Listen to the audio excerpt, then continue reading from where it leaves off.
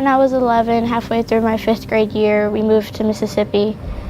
And then I met this girl, and she was really the only one that talked to me at the time, because I didn't know anyone. I was really shy, and I didn't talk to anyone because I was afraid that they wouldn't like me, or that they would judge me, because that's what everyone else did in the past.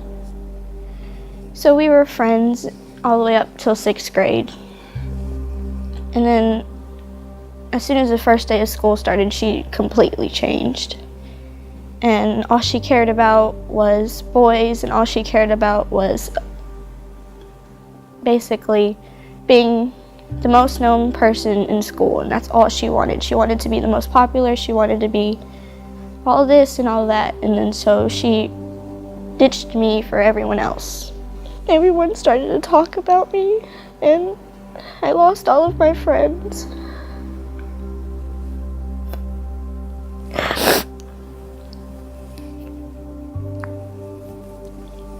People started to tell me that they hated me and they wanted me to move back and just go back to where I came from and just not come back. And I started to feel like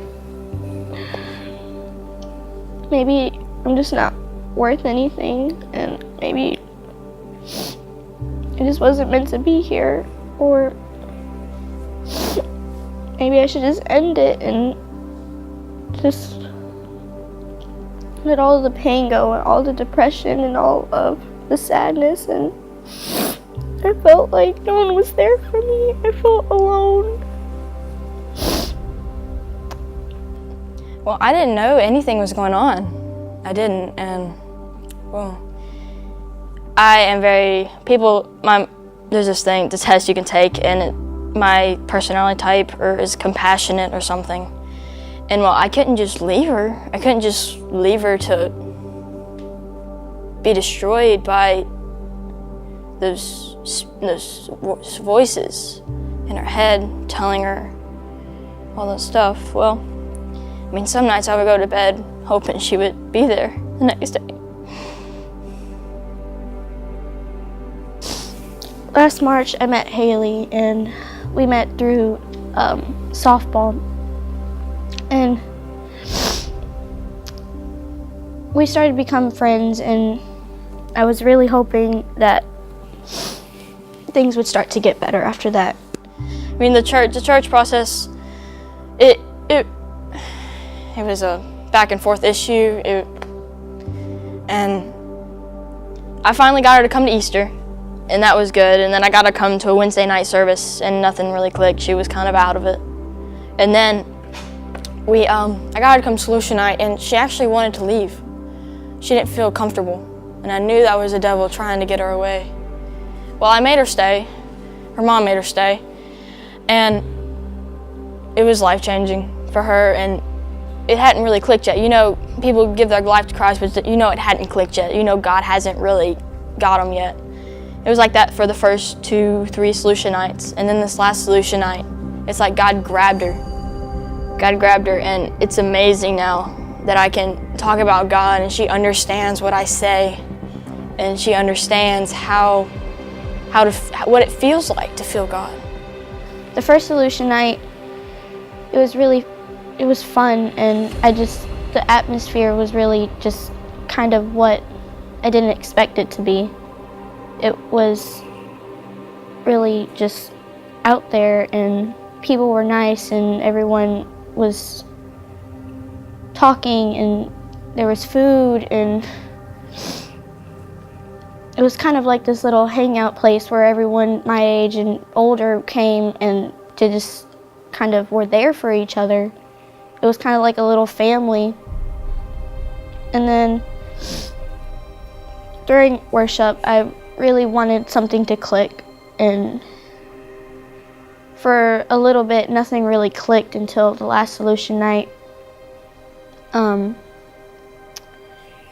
That's when I just broke down and I started to cry, and I just cried and cried, and then everything kind of just uplifted, and I felt happier than I've ever felt before. And I felt that all of the sadness and the pain and the depression and the hurt just kind of just got shoveled out of my life. I felt like I could actually, I felt like being a new person. Like this was the start of a new life. And it just changed everything. You don't know where a person is. You don't know how deep they are, how dark they are. Bringing them a solution, I could save their life. Literally, could save their life. So, I mean, if you lose a couple friends because you invite somebody to church, I don't care, because it doesn't matter in the end. It's all heaven and hell.